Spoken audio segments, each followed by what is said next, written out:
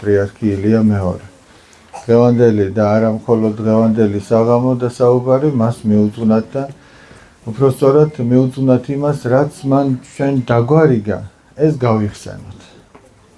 აი რაც მოგისმენიათ დაუშვათ მისი ქადაგებიდან, რაც წაგიკითხავთ, რაც გაგიგიათ მის შესახებ, რომ აი ეს გითხრა პატრიარქმა, ეს დაგვარიგა, ამაზე ვისაუბროთ. ოღონდ ამაში ახლა თქვენი დახმარება დამჭირდება. თქვენ უნდა მითხრათ, თქვენ უნდა გაიხსენოთ პატრიარქის დარიგებიდან, მისი სიტყვებიდან, აბა რას შეძლებთ რომ გაიხსენოთ. რას გვარიგებდა ჩვენი პატრიარქი.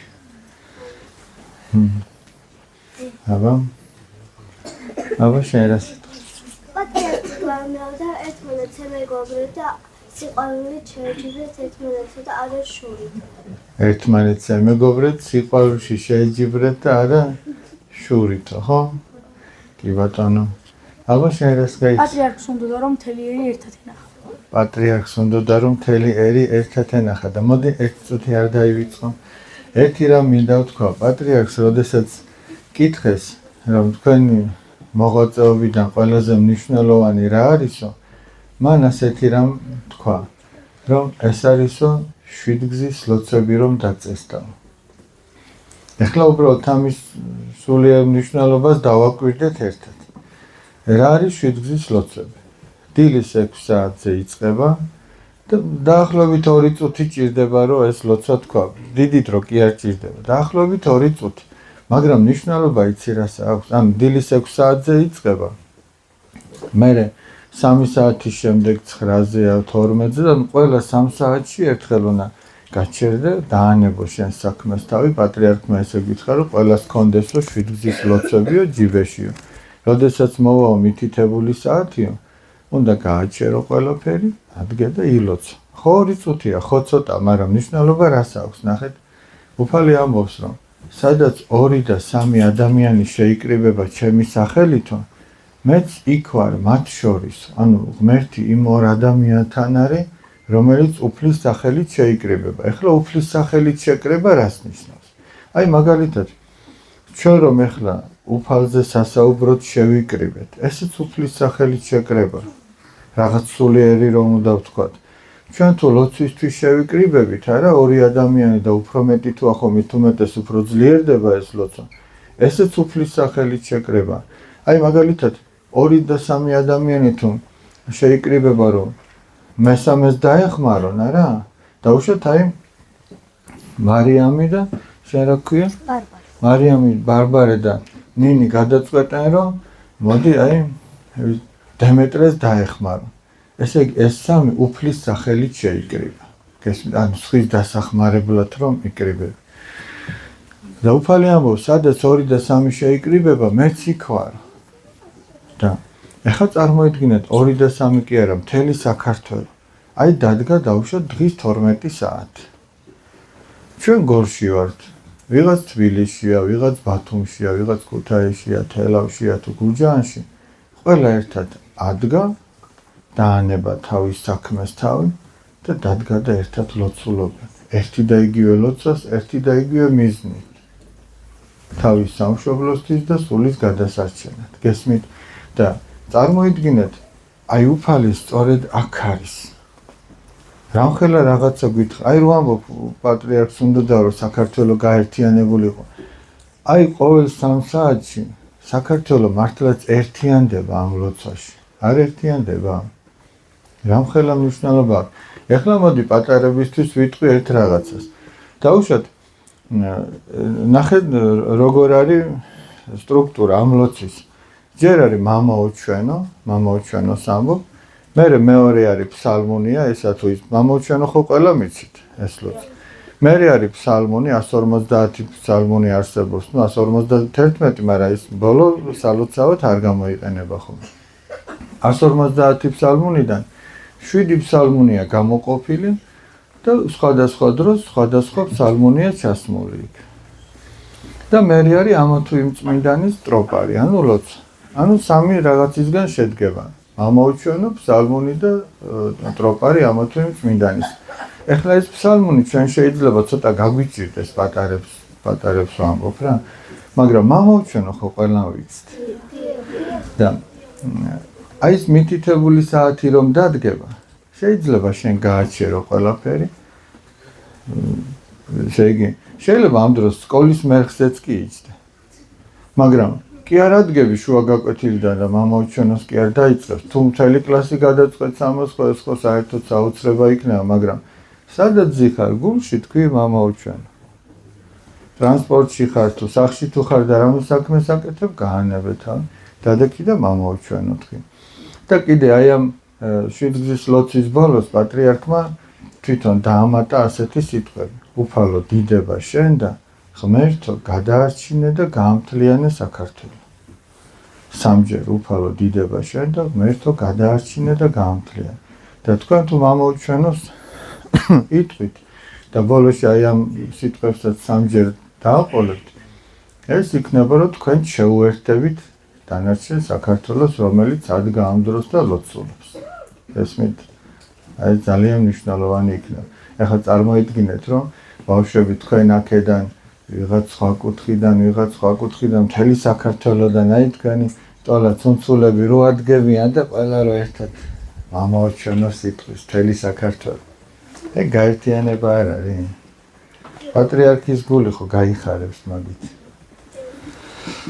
კიდე რა გითხრა, აბა ლუკა. კიდე პატრიარქი გითხრა რომ საერთოდ ადამიანიო დედამიწაზე სიკვდილისთვის არ არისო სიკვდილი ანუ სიკვდილს არასწორად იძახიან სიკვდილის მაგალითად უნდა თქვა რომ გარდაცვალებაო რადგან გარდაიცვლებაო და ანუ არა სხეულით ადისო ზეცაშიო არამედ სულითო და ანუ გარდაიცვლება სხეულს ჩაანაცვლებს სული. ანუ გარდაიცვლება არ კვდება, არ ქრება, არამედ გარდაიცვლება და სიცოცხლეს აგრძელებს, ხო მართალია? სიცოცხლეს აგრძელებს ადამიანი. კი ბატონო, კიდევ რას გაიცანით, ხო ისე დავავიწყო. ილია მეგობრებო, თქვა რომ ერთმანეთის გახარება უნდა ვისწავლოთ, იმიტომ ყენინება ყველამ ვიცით. მართალია, გამხარებელი უნდა იყოს, არა? ერთმანეთი უნდა გაახაროთ. აი მოდი ჩვენ თუ დავიდებთ წესად, რომ ესე იგი, ყოველ დღე ვიღაც გაახარა. როგორ უყვარდა, აი თან შეხედეთ როგორ გავს ჩვენი უწმინდესი პატრიარქის სიტყვები, ჩვენი დიდი წმინდანი სილია მართალის სიტყვებს, სილია ჭავჭავაძისა. გახსოვთ მაგრამ თქვა ასეთი. ყოველ დღესა შენს თავს კითხე, აბა მე დღეს ვის რა ვარგევ. და პატრიარქმაც ეკითხა, ყოველ დღე ეცადე რომ ვიღაც გაახარო, გამხარებელი იყო. თორე როგორც ნინი თქვა, წენინება ყველა ვიცით. ადვილია რომ აწყენინო, მაგრამ რომ გაახარო, ესე შენ უნდა გაიღო რაღაცა მისთვის. აბა ბულინგი და ცუდი რაღაცები არ უნდა გავაკეთოთ, უნდა გავაკეთოთ კარგიო, რომ ღმერთმა გაიხაროსო. აი ჩვენ უნდა ვეცადოთ, რომ ისე მოვექცეთ სხვა ადამიანს, როგორც ჩვენ გვინდა რომ მოგვექცეთ. ეხლავე მოვალ ვაჟკაცო არ დაივიწყო. აბა შენ რა სამ? ვილაპარაკოთ ცხებზე მარტო კარგი. აი ცხებზე. რამდენჯერ მომხდარა რომ ჩვენ ცხებზე ცუდ რამეს ვლაპარაკობთ. არა? არა და ადამიანმა ეხლა ამ ყველაფერს ჩვენ რატო ვიხსენებთ? ეხლა კიდევ უფრო მნიშვნელოვანი და ძვირფასია ეს სიტყვები ვიდრე ოდესმე. რაც და დააკვირდით პატრიარქის სიტყვებს. რაც პატრიარქმა თქვა, აღმოაჩენ ხოლმე რომ ეს სრული ჭეშმარიტებაა და შენ ცხოვრების გზაზე როგორც სანთელი ესე მიგიძღვის წინ. თითოეული წინადადება, აბა დააკვირდით. შეიძლება მოკლედ არის ნათქვამი, მაგრამ ძალიან სიღრმისეული. თითოეულ ადამიანზე ვილაპარაკოთ მხოლოდ კარგი. აი ეს რომ ადამიანმა წესად დაიდოს, ეგ იქნება სახარებისეული მცნების აღსრულება. ერთი ამ ვაჟკაცთან უნდა მივიდე. რაღაცა იცის. აბა რას გითხრა? გიყვარდეთ ერთმანეთი. გიყვარდეთ ერთმანეთიო, პატრიარქმა ეგ გითხრა. კიდევ, აბა? ილია მეორე თქვა, მასწავლებელს უთხრა, რომ ორიანი არ დაუწერო. ორიანი არ დაუწეროთ ბავშვებსო, კი ბატონო. სათავისო გაიგო? არა, ორიანი არ დაუწეროთ ბავშვებსო, იმიტომ არ უნდა დაუწერო, რომ ესე იგი, თუ შენი მოსწავლეა და შენ გევალება რომ ასწავლო, მაშინ ამ ორიანით ვის აფასებს საბოლოო ჯამში? მასწავლებელი თავის თავს აფასებს, მაგრამ მეორე მხრივ კიდე, ეხლა ჩვენ თუ მხოლოდ მასწავლებელს დავაბრალებ და ჩვენ არაფერს გავაკეთებთ, ეგრეც არ გამოვა. მაგრამ მასწავლებელს იმიტომ უთხრა, რომ გული არ გაუტეხო ბავშვს. თუმცა ჩვენ უნდა მივეხმაროთ მასწავლებელს ამ საქმეში. იმიტომ თქვა ორიანი რო არ დავწეროთ, რომ მე თქვა, რომ ისაო ყველა ბავშვი თავისებურად ნიჭიერიაო. ყველა ბავშვი თავისებურად ნიჭიერია და შეიძლება კონკრეტულად ის რაღაც არ გამოსდის, მაგრამ სხვა საქმეში გენიოსი იყოს. მოდი, რადგან მასწავლებელზე ჩამოვარდა, მე არ ვიცი ახლა აქ მასწავლებელი არის თუ არა ვინმე, მაგრამ მასწავლებელს ერთი ასეთი რაღაც უთხრა პატრიარქმა. აი სამწუხაროდ ხშირად არის შემთხვევები, რომ კლასში არის პრობლემა ურთიერთობისა, დამეგობრებისა, ვიღაცა გარიყულია, ვიღაცა ჯგუფად არის და ვერ არის ერთ მუშტად შეკრული კლასიდან. ახლა პატრიარქმა რა უთხრა? დამრიგებლებს უთხრა, რომ მოაწყეთო პოეზიის საღამოებიო. ორ კვირაში ერთხელ. იმ კლასიდან ჯერ ერთის ოჯახში, მერე მეორეს, მერე მესამეს. ესმით, ეხლა ამას რა ხელმისაწვდომობა აქვს? ჯერ ერთი ის, რომ მერხთან ისე ვერ ხდება დამეგობრება, როგორც სხვა არაფორმალურ გარემოში. თან ახლა ქართველი კაცისთვის სტუმარი ძალიან დიდი მნიშვნელობის აქვს. ჩვენ ვამბობთ, რომ სტუმარი ღვთისაა. შენ სახში რომ მოვლენ შენი თანაკლასელები, შენი სტუმარი როა ის. მერე იმასთან ცუდი ურთიერთობა, აბა როგორღა უნდა გქონდეს. მერე შენ მიხვალ ერთთან, მეორესთან, მესამესთან და როგორც ერთი ოჯახი ისე შეიკრება ეს მთელი კლასი. თუ დამრიგებელი ამას მოიწადინებს და გააკეთებს. თან ახლა ქართული ლექსი ისეთია, რომ სულ სამშობლოზეა, სულ სიყვარულზეა, რწმენაზეა, მეგობრობაზეა, თავგანწირვაზეა. გესმით? აბა კიდევ რას გაიხსენებთ? რა გითხრა პატრიარქმა?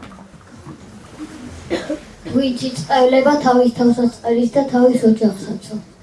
ხო და ამიტომ არ უნდა დავიწყევლოთ, უნდა დავროცოთ, არა? აბა შენ რას ამბობ? ილია მეორე თქვა, რომ მოწაფებს არასდროს დაუწეროთ ორიანი. ო, არ დაუწეროთ ეგ, ხო? აბა კიდე რა გითხრა? გაიხსენეთ აბა? გაიხსენებთ, მოდი აბა ვაშკაცო, რა გითხრა? გაგვახსენეთ. ეს დილოც ვაიცოდა ხოლმე. ღმერთი სამშობლო ადამიანი. ღმერთი სამშობლო ადამიანი. აი სხვათა შორის, საღან რო ვთქვით, წმინდა ილია მართალმა ასე ჩამოაყალიბა ეს. მამული ენა სარწმუნოება. პატრიარქმა ასე გითხრა ღმერთი სამშობლო ადამიანი. რო ვთქვათ, ეს ფაქტიურად ერთი და იგივე. და ის ჯერ კიდევ მე-10 საუკუნეში თქვა გიორგი მერჩულემ. თუ გაგახსენდებათ, აბა აგიოგრაფიულ ნაწარმოებებს რომელი კლასიდან სწავლობთ. ქართლად ფრიადი ქვეყანაი აღერიცხების, რომელსაც შინა ქართულითა ენითა ჟამი შეიწირვის და ლოცვაი ყოველი აღესრულების. აი ჯერ კიდევ მე-10 საუკუნეში ითქვა. რაც თქვა შემდგომ წმინდა ილია მართალმა და ბოლოს ჩვენმა პატრიარქმა ილია მეორე. ესე იგი, ეს წუთი არ დაივიწყო. იმისათვის, რომ ადამიანმა ღმერთი შეიყვაროს, უნდა სამშობლო შეიყვაროს და ჯერ ადამიანი თუ არ გიყვარს, ღმერთს როგორ შეიყვარებ? აი წმინდა მოციქული ასე ამბობს. ვინც ამბობსო, რომ მე ღმერთი მიყვარსო და ამ დროს ადამიანის ძულსო არ უყვარსო, ის ცრუობსო, რომ ამბობს ღმერთი მიყვარსო, იმიტომ რომ ღმერთი რომელიც არ გინახავს. როგორ შეძლებთ მის შეყვარებას, მაშინ როდესაც ადამიანი რომელსაც ხედავდა შენს გვერდით არის, ის არ გიყვარს. ამიტომ უნდა ეცადო, რომ ჯერ ადამიანი შეიყვარო, რომ ღვთის სიყვარულამდე მიხვიდე. გახსოვთ პატრიარქმა რა გითხრა? აი მოდი, მაგრამ რადგან სიტყვა მოიტანა.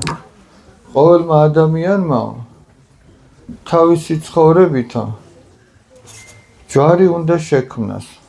გახსოვთ? თავისი ცხოვრებით ჯვარი უნდა შექმნას და რას ამბობდა? აი ეს ვერტიკალური ხაზი, ეს არის ადამიანის სიყვარული ღვთისადმი. და ეს ჰორიზონტალური ხაზი არის ადამიანის სიყვარული მეორე ადამიანისადმი.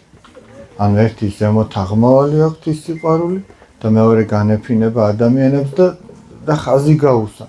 განსაკუთრებით გაჭირებული სიყვარული. გაჭირებულ ადამიანს რო დაეხმარო და ეს უნდა იტვირთო შენ. გესმით, აი გაჭირებულზე ზრუნვა უნდა იტვირთოს ადამიანმა და გითხრა ერთ-ერთ ქადაგებაში გითხრა რომ ყველა ადამიანსო თავისი ლაზარე უნდა ჰყავდეს. ახლა ლაზარე რატო თქვა? სახარებიდან არის ასეთი შემთხვევა რომ იყო მდიდარი და გლახაკი ლაზარე.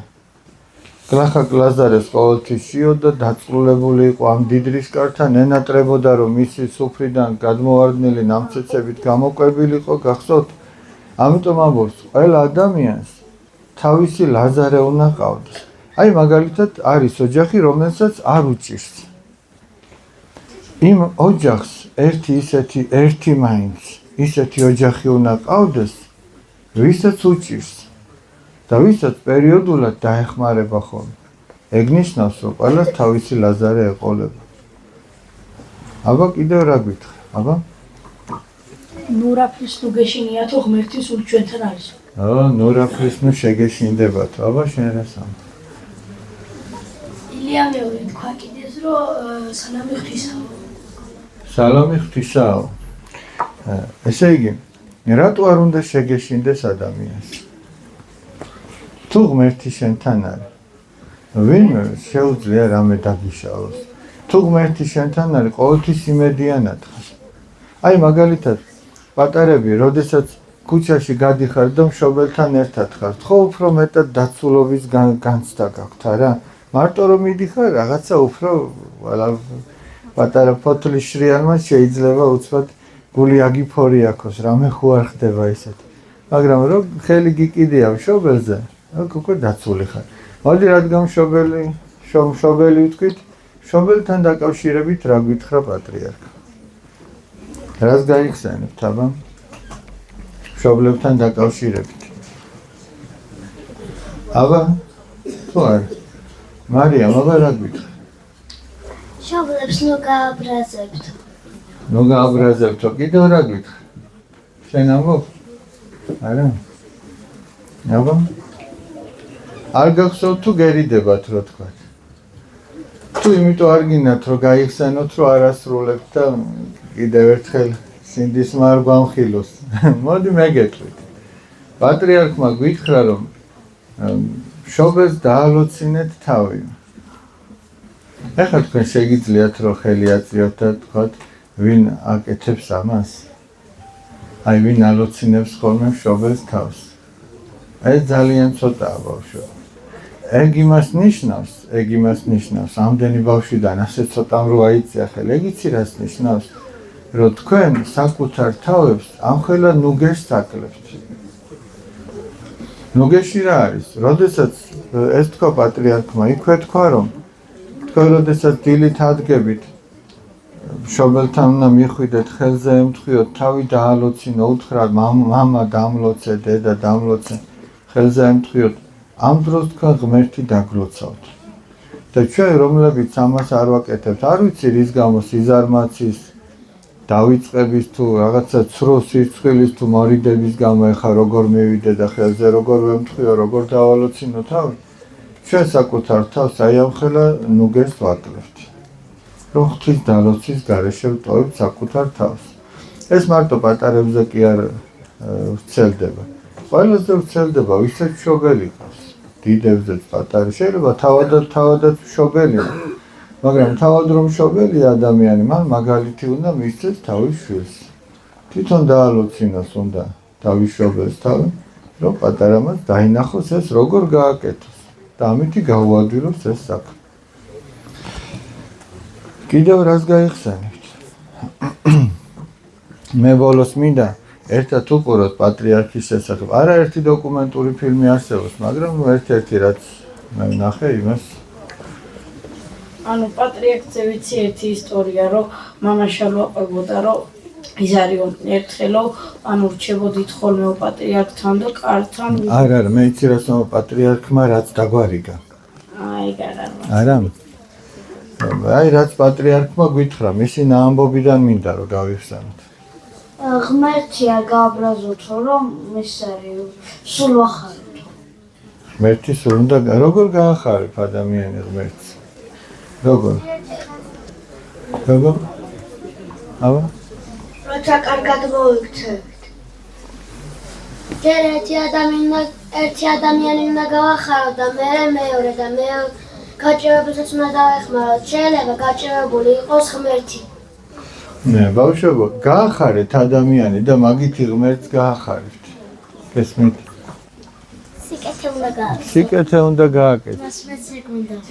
აუ, შენს გააკეთე ხოლმე სიკეთე. შენ? უნდა ილოცო. ღმერთს როგორც უნდა ისე უნდა იცხოვრო. ღვთისმცნებებით უნდა იცხოვრო, ხო? როგორც ღმერთს უნდა, ეგ ჩანს ღვთისმცნებებში და თუ შეეცდები რომ იცხოვრო, ღმერთს გაახარე. ცოდვები არ უნდა ჩავიდინო. ხო, ცოდვა, აბა შენ რას გეტყვი? როგორც ღმერთს უნდა, ისე მოიქცე. ეხლა ჩვენ სასაუბროდ ბავშვობა ეს ხო ხვდებით რომ არ არის რთული. მაგრამ გასაკეთებლად ესე იოლი არ იქნება, როგორც ვამბობთ, მაგრამ ჩვენ უნდა ვეცადოთ და თუ რამე შეგეშლება, ახსარება იმისთვის არის რომ თქვა რომ უფალო მე აი მაგალითად უფალი გეუბნება მცნება. მცნება ასეთია რომ ბიჭებო ხო არ დაიღალეთ უკან.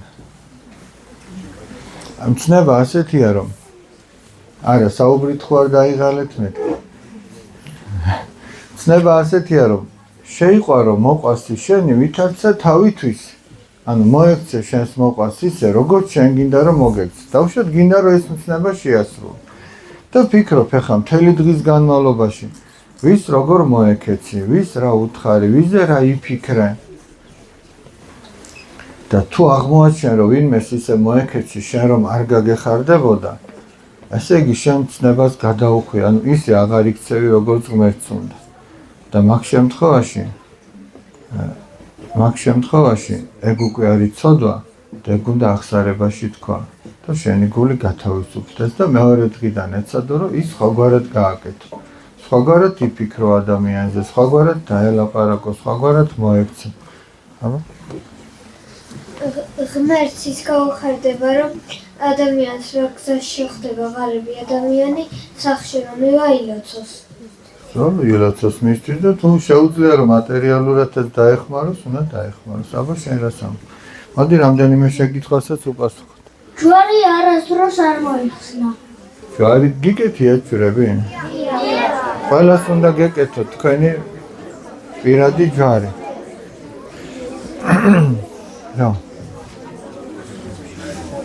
ილია მეორე კიდე თქვა რომ ანუ სკოლა და მასწავლებლები არ მიყვარდაო და არც მიუყვარდიო მასწავლებლებს. ერთხელ და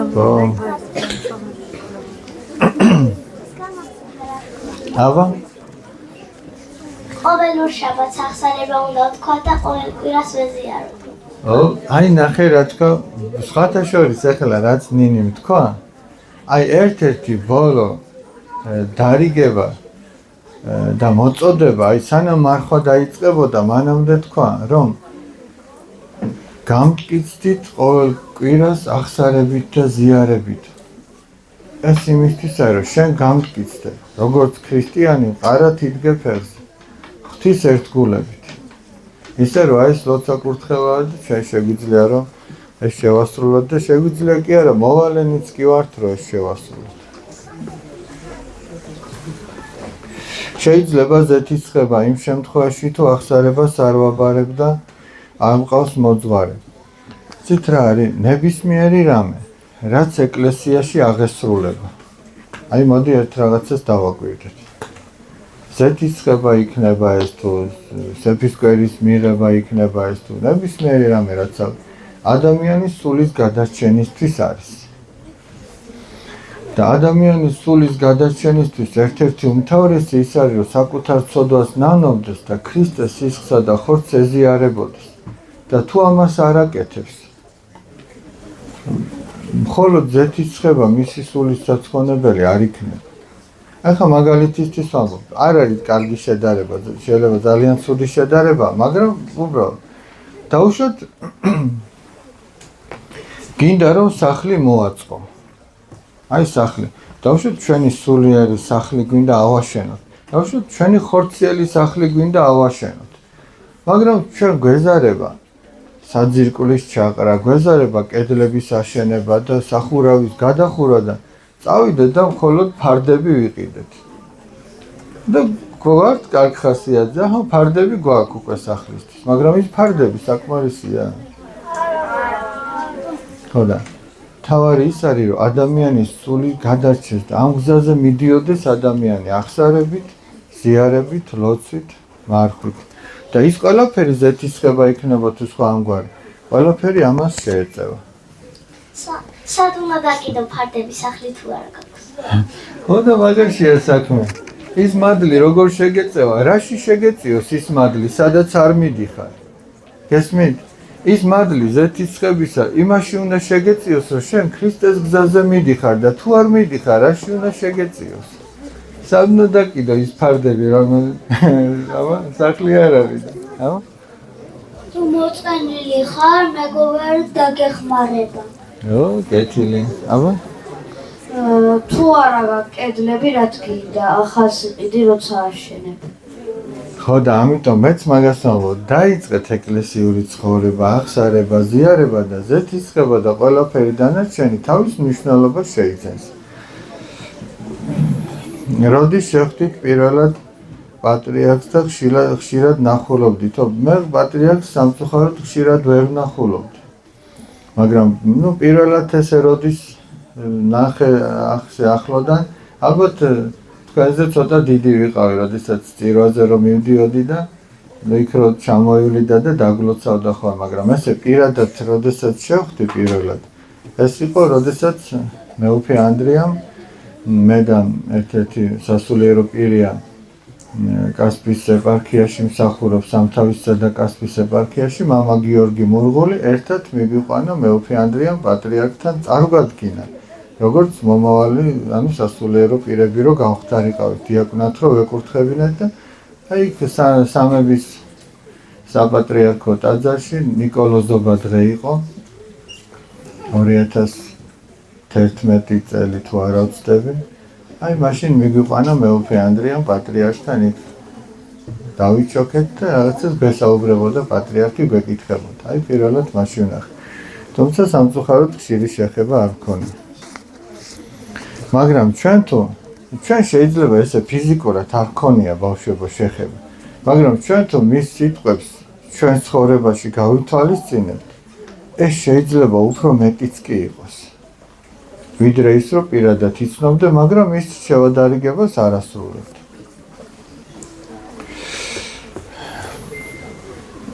გამარჯობა მე თქვენთან პირველად მოვედი და მაინტერესებს რომელი წლიდან ჩავაბარო აღსარება და როგორო აი ვინც ამ შეკითხვას ვამბ ბავშვებო დარჩით ბოლოს და გამოარკვიოთ ეგ ამბავი მე ხლა ხო არ ვიცი რამდენი წლის ახართ მაგრამ დარჩით და დავილაპარაკოთ რაც საჭიროა მე ვეცდები რომ გითხრათ მე თქვენ გააკეთეთ ის რაც საჭიროა არსებობს თუ არა გოგოს და ბიჭის მეგობრობა რა თუ არ არსებობს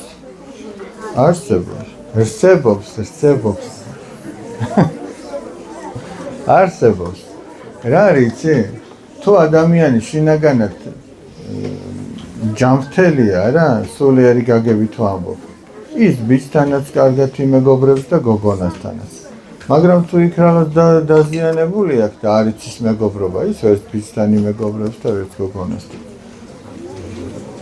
თუ მიცვალებულისთვის ვილოცებ და მის სახელზე გავაკეთებ სიკეთეს ჯოჯოხეთიდან შეიძლება ამოიყვანოს ღმერთმა თუ არა ამ ლოცვით რას ვიკეთებთ მიცვალებულს ბავშვებო შეიძლება რომ ის ჯოჯოხეთიდან იქნას ამოყვანილი და თუ დაუშვათ ძალიან მძიმე ცოდვებით არის ის წასული და მოუნანიებელი წავიდა ანუ ისეთია რომ ის შეიძლება ჯოჯოხეთიდან ვერ ამოვიდეს მაგრამ ეს ლოცვა მისთვის იქაც ნუგეშია გესმით იქაც ნუგეშია ეს ლოცვა ამიტომ ყველა შემთხვევაში უნდა ილოცო რა მახსოვს როდეს წავიკითხე, როდესაც ჯოჯოხეთში იყო და ხახვის ის რომ ჩავგდეს და რომ მომოდიოდა ყველა რომ ეხმარებოდა და რომ ფეხი როკრა ყველა ჩავდა და თვითონაც რომ ჩავარდა. თვითონაც ჩავარდა. ესე იგი, ეგ იცი რას ნიშნავს? შენ თუ სხვისი გადარჩენა არ გინდა და მარტო შენ გინდა რომ გადარჩენ.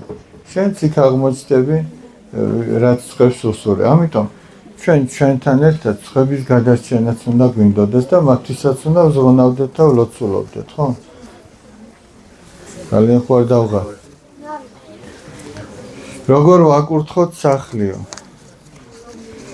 თუ თქვენ აპირებთ სახლის კურთხევას, ასე უნდა აკურთხოთ, რომ რასაც არ უნდა აკეთებდეთ, უნდა ილოცოთ საქმის კეთების დროს და ესეც იკურთხება, დაილოცება თქვენი სახლი. თუ სასულიერო პირს გულისხმობთ, აი ესეც პატრიარქმა ნახე რა გითხრა. ესე იგი, ქრისტიანის სახლი ნაკურთხი უნდა იყოს და ყოველ წელიწადში ერთხელ უნდა იკურთხოს ეს სახლი. ოღონდ ეგ იმას კი არ ნიშნავს, რომ მხოლოდ სასულიერო პირი შევიდეს იქ, ილოცოს, წყალი ასხუროს, ზეთი აცხოს, კედლებს და წამოვიდეს. იმ ოჯახის წევრები თავად უნდა იყვნენ მლოცველები, მმართველები, აღსარებას ამბობდნენ. მადლი მათმა გულმა უნდა მიიღოს და არა კედლებმა და ნივთებმა. გესმით? ამიტომ მხოლოდ სასულიერო პირის შემოსვლა არ არის საკმარისი. სინამდვილეს ეს სახლის კურთხევა კი არა, ოჯახის კურთხევა, ოჯახის დალოცვა. რა ხდება სიკვდილის შემდეგო? ჩვენ ყველას გველოდება ბავშვებო ერთი უმთავრესი რაღაც.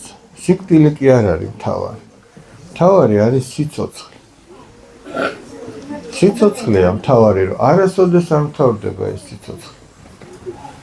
ჩვენ ღვთის წინაშე უნდა წავდგეთ და იქ ჩვენ მარადიული სიხარული გველოდება, თუ ამ წუთის სოფელს ღვთის მოსაობით და ღვთის სიყვარულით გავატარებთ და სინანულით ყველაფერი იმის გამო, რაც ვერ გავაკეთეთ ღვთისთვის სათნოდ, მოსაწონად. მამაო, ერთი მეგობარი მყავს, რომელიც იმის გამო მებუტება, რომ სხვა მეგობრებიც მყავს და რა გავაკეთო? რა არის იცით? ჩვენ ერთმანეთის მიმართ ეგოისტური დამოკიდებულება არ უნდა გქონდეს. მე ვამოფეხლა იმ ადამიანისთვის, ვინც გებუტება. აი, მარტო ჩემი მეგობარი იყო, ეგრე არ გამოვა. შენ სხვისი მეგობარიც შეიძლება იყო, მეც შეიძლება მყავდეს სხვა მეგობარი. უნდა აუხსნათ ეს, რომ მე რო სხვა მიყვარს, ეგ იმას არ ნიშნავს, რომ შენ აღარ მიყვარხ. აი, მაგალითად ერთი სანთლიდან მეორე სანთელი აანთე. ხო, ორი სანთელი, ხო? ამ მეორედან მესამეც რო აანთო, იმ პირველს რამე მოაკლდება? არ მოაკლდება. ანუ მე რო სხვა მიყვარს, არ ნიშნავს, რომ შენ აღარ მიყვარხარ და შენთან მეგობრობა არ მინდა. გესმით? აი ეს უნდა აუხსნათ, რომ არ ეწყინოს, ეგ საწყენი არაფერი არ არის. როცა გინდა რომ ხალხი გააბედნიერო, მაგრამ საშინელ ხასიათზე დგები წამის მეასედებშიო, რა უნდა ქნავ? იცი რა არის, ვერავის ვერ გააბედნიერებ, თუ შენ რაც არა გაქვს სხვას რას მისცე. შენ უნდა იყო. ოღონდ შენ რო იყო კარგად, შენი ბედნიერება სხვის ბედნიერებაზე გადის. ეს ორივე ერთმანეთზეა დამოკიდებული. შენ რომ გახარებული იყო, სხვის გახარებაზე უნდა იფიქრო. შენ რო იფიქრო, მე კარგად ვიყო და სხვები წყალსაც წაუღია, ვერ იქნები ერთ შენ კარგად. შენ რო სხვის სიმშვიდეს ფიქრობ, შენ გულში მაშინ მოდის სიმშვიდე. შენ თუ სხვას ააფორიაქებ, შენი გულიც ვერ დამშვიდდება. შენ თუ სხვის გახარებაზე იფიქრებ, სიხარული შენთანაც მოვა. რას ნიშნავს ქრისტეს სამსჯვარი? სადაც ილია მეორე, ჩვენი უწმინდესი საუბრობდა და რომელიც დროშის ხუთ ჯვარს უკავშირდება. აი ეს რას ნიშნავს? ქართულ დროშას და ეს უძველესი დროშაა, რაც ახლა ჩვენ გვაქვს ხუთჯვრიანი დროშა. და პატრიარქი საუბრობს ქრისტეს სამსჯვარზე.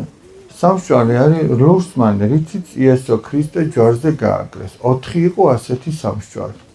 და პატრიარქი როდესაც საუბრობს აი ამ დროშის აღდგენაზე, არა, იქ ამბობს, რომ ეს 4 ჯვარი არის ქრისტეს 4 სამსჯვარი.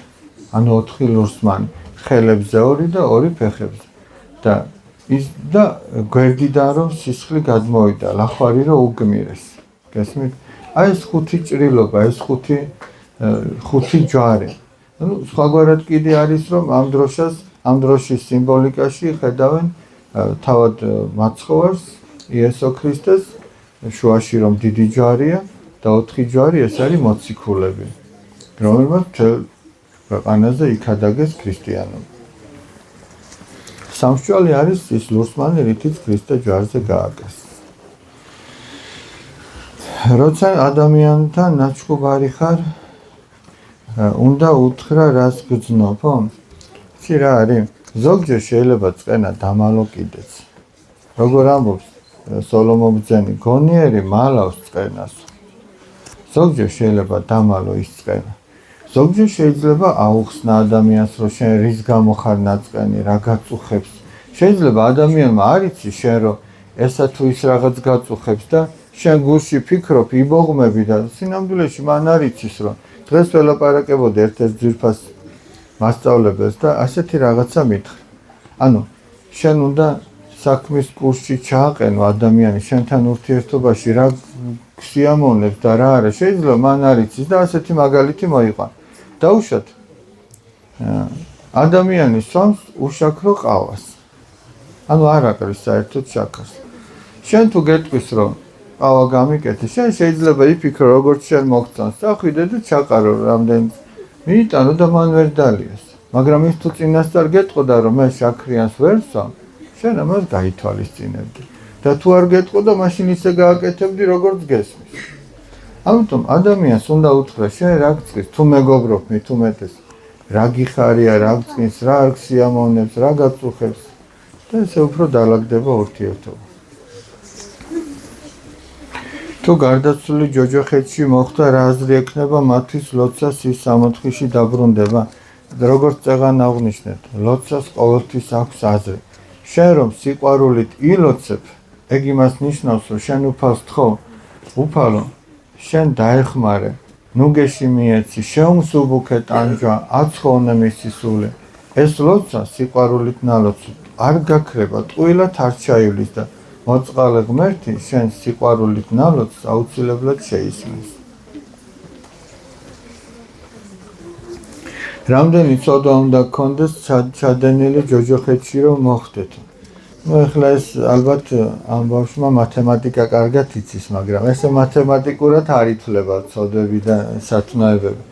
შეიძლება ადამიანს უამრავი ცოდვა ჰქონდეს ჩადენილი, მაგრამ სინანული ჰქონდეს და ის გადარჩეს. შეიძლება ადამიანს იმაზე ნაკლები ცოდვა ჰქონდეს ჩადენილი, სხვას რომ აქვს, მაგრამ არ ნანობდეს, ამაყი იყოს და ის ვერ გადარჩეს. ანუ ესე არ იწონება. გესმით? მაგრამ ყველა შემთხვევაში სინანული არის გადამრჩენელი და მაცხოვნებელი. ანუ აღსარება, როდესაც შემდეგ ეზიარებ, ეს არის ჩვენი მაცხოვნება. თორე ის რომ მე ვეცადო რომ ნაკლები ცოდვა ჩავიდინო, ეს კარგია, მაგრამ თლად უცოდველი ვერ იქნებ. მაგრამ როგორი დიდი ცოდვაც არ უნდა გქონდეს, შენ თუ დღეიდან გადაწყვეტ რომ მორჩა, მე ამას აღარ მიუბრუნდები და ღმერთს შევთხოვ რომ ამის ძალა მოგცეს, ვერ გადარჩები. აი მაგალითისთვის ვიტყვი. ხო მომხდარა ისე რომ ძალიან მძიმე ავარია მომხდარა. და ადამიანი ძალიან მძიმე დაშავებულა, მაგრამ გადარჩენია. მაგრამ ისეც მომხდარა რომ ადამიანს ხელი გაჭრია, მე ეს გაუღიზიან და გაურთულდა და ამან შეიძლება მთელი სხეული მოწამლოს და ადამიანი გარდაიცვალოს. გესმით, შეიძლება პატარა ცოდვა საბოლოო ჯამში ძალიან ცუდი შედეგი მოიტანოს. თუ უყურადღებო იქნება. მოდი ამასთან დაკავშირებით ერთი მაგალითი გავიხსენოთ, როდესაც ჩვენ ამაზე გვისაუბრია. მაგალითად, მოდი თან ესე თვალსაჩინოებისთვის მოდი შეც. ორი ქალბატონი მიდიოდა მონასტერში. და ერთი იყო უფრო მეტად ცოდვილი. შენც გინდა რომ მოხვიდე, მოდი, შენ ის ბერი იყავი, მოდი. შენ ქალბატონებში ვერ გაგრებ და შენ ის ბერი ხარ, აქეთ დადექი. მიდიან მონასტერში ეს ორი ქალბატონი და ორივე აპირებს რომ აღსარება თქვას. და ერთი ამ ორიდან უფრო მეტად ცოდვილია და უფრო მეტად ნაცნობია მისი ცოდვები. და ეს ნანობს თავის ცოდვებს, თავის ჩადენილ ცუდსაქციელებს და ფიქრობს და მეორე კიდე თითქოს აი თანაუგრძნობს, რა ძნელიაო აი შენ რომ ამხელა ცოდვები გაქვს. ამას ისეთი არაფერი არ აქვს და არხეინათ არის. მე პატარა ცოდვები მაქვს, ისეთი არაფერი არ აქვს. მივიდნენ ამ ბერთან ეს ღვთისმსულიერი მამა იყო, ამათ დაფაროს და ამათ ფიქრებს და ყველაფერს კარგად იგებდა და ხო არის რომ ეხლა ჩვენ მაგალითად რო გველაპარაკებიან იმას ვერ ვიგებთ და ზოგი ადამიანი არის ღმერთთან დაახლოებული ვინც არის, არა ვინც მოღვაწე არის. თქმა არ უნდა, შენ რასაც ფიქრობ, ისიც იცის, ღმერთმა განუცხადა. ეხლა მივიდნენ ამ ბერთან და იმას, რომელსაც დიდი ცოდვები ჰქონდა, უთხრა რომ წადიო, დავუშვათ შენახარის, ჯარი წერია, მაგრამ დავუშვათ შენახ. წადი ეხლა ეზოშიო და დიდი ქვა შემომიტანეო. ხო დიდი ცოდვები ჰქონდა, ამიტომ დიდი მძიმე ქვა შემოიტანეო, წავიდა ეს ქალბატონი, შემოიტანა მძიმე ქვა. ეხლა მეორეს უთხრა, რომელსაც პატარ-პატარა ცოდვები ჰქონდა და ფიქრობდა რა ეს არაფერი არის. წადიო და გთხოვო რომ ეზოში გახვიდეო და კენჭები აკრიფო, პატარ-პატარა კენჭები აკრიფო. ეს წავიდა რა უნდა მაგასო, მოიხადა მანდილი, ნახე აი იმისთვის მოიხადა იქ დადო ახლა. კენჭები გაახვიოს ამ მანდილში და შემოიტანოს. ორივე მოვიდა, ეს დიდი ქვით დგას, როგორც დიდი ცოდვების ქონა, ეს პატარა კენჭები. ეხლა მოძღვარი ეუბნება. ეხლა წადითო და ვინ საიდან აიღეთ ეგ ქვებიო, ისე იქ დააბრუნეთო. ეს წავიდა იხელა ქვა ხო ახსოვდა საიდანაც აიღო და ეს გაკვირვებული უყურებს ამოდენა კენჭები, რა ვიცი, სად რომელი ავიღე, როგორ დავაბრუნო. და უთხრა მოძღვარმა, აი ხო ხედავ საყვარელო. შენ გონია რომ იმას დიდი ცოდვები აქვს და რა ეშველება, მაგრამ იმას ახსოვს ის დიდი ცოდვა და ამის შენანება შეუძლია. იმიტომ რომ ახსოვს და შენ ის პატარ-პატარა ცოდვები სადღაც ჩაიდინე, აღარც კი გახსოვს და ამიტომ აღარ ნანოფ იმათ გამო. მაგრამ რო შეადარო სიმძიმით ის დიდი ქვა და ამის კენჭები შეიძლება ერთნაირი იყო, სასწორზე რო დადო, გესმით? მაგრამ ეს ნანობს და ის ვეღარ ნანობს. ამიტომ ნოვიქნები დაიმედებული იმაზე, რომ მე დიდი არაფერი ცოდვა არ ჩამიდენია და ამიტომ სინანული არ მჭირდება. ხო ეგრე უთხარი. დაჯი. დავძანდით თქვენი ქვებიანით. ყველა ჩვენი ქვები გვაქვს, ზოგს დიდი და ზოგს პატარა. დიდი ბოდიშის მოხდითო. რა მოკძალება, დიდი ბოდიშის მოხდით, რა არის ზუსტად სახარება. სახარება ბავშვებო არის სასიხარულო ამბავი. მოდი ესე დავიწყოთ. სასიხარულო ამბავი. ხო, სახარება, შენ გეხარა რაღაცა, ვიღაცამ გახარა. რა გვეხარა ეხლა ჩვენ? რა გვეხარა და ის რომ ცოდვით დაცემულ კაცობრიობას, რომელიც ყველა ჯოჯოხეთში მიდიოდა, ყველა ადამიანი ხსნელად მოევლინა თავად ღმერთი, ადამიანად მოსული ღმერთი, რომელიც ბეთლემში დაიბადა. სახარება სწორედ ამითი იწყება. ბეთლემში იშვა მაცხოვარი ჩვენი იესო ქრისტე და ღმერთმა ჩვენ გვასწავლა ხსნა, გადარჩენის გზა გვასწავლა, ხსნის გზა გვასწავლა და ჩვენთვის ჯვარცეც, ანუ ჩვენ გამოგვიხსნა ჯოჯოხეთის ტყვეობიდან. და აი ამას მოგვითხრობს ის სახარება, რომელიც 4 მახარებელმა აღწერა. მათემ, მარკოზმა, ლუკამ და იოანემ. სინამდვილეში ეს ერთი მთლიანი სახარება, რომელიც 4 ადამიანმა აღწერა. ეკლესიაში გოგონები და ბიჭები ცალ-ცალკე რატო დგევართო? იმიტომ რომ ასეთია წესი. ყველას თავისი ადგილი აქვს. გოგონებს თავისი ადგილი აქვს, უფრო მოწესრიგებული რო იყოს ესე რო თქვა. ვაჟებს თავისი ადგილი აქვს. არსებობს ცალკე მამათა მონასტრები, არსებობს დედათა მონასტრები. ესენი ცალკე მოღვაწეობენ ესენი. ერთში ახლა ტაძარში ყველა ერთად ვიკრიბებით, მაგრამ იქაც განსხვავებულია. ერთ მხარეს მაცხოვრის ხატი, საითაც არის ვაჟები დგანენ, აქეთ მხარეს გოგონები დგანენ. მოდი ახლა ვნახოთ ჩვენი უწმიდესის შესახებ ერთი პატარა დოკუმენტური ფილმი და ნახოთ კიდევ ერთხელ გავიხსენოთ, რაც გვეუბნაოდა და მისი ცხოვრებიდან გარკვეული ეპიზოდები არის წარმოდგენილი. არის